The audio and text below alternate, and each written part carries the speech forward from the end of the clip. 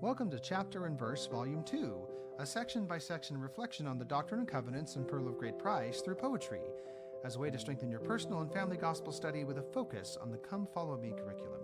One chapter, one verse. My name is Michael D. Young, and today we have a text based on Joseph Smith History 1.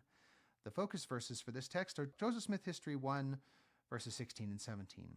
But exerting all my powers to call upon God to deliver me out of the power of this enemy, which had seized upon me, and at the very moment when I was ready to sink into despair and abandon myself to destruction, not to an imaginary ruin, but to the power of some actual being from the unseen world, who had such marvelous power as I had never before felt in any being.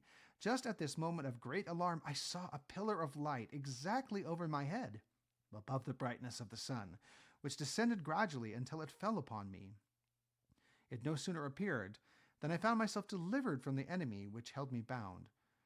When the light rested upon me, I saw two personages, whose brightness and glory defy all description, standing above me in the air.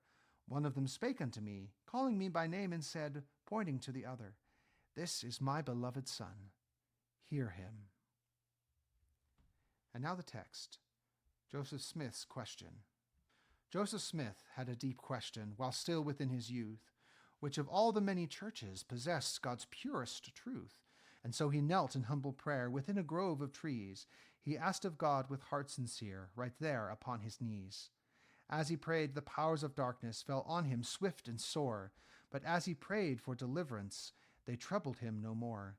Then above his head there appeared a most exquisite light, wherein stood two glorious beings, brighter than sun is bright.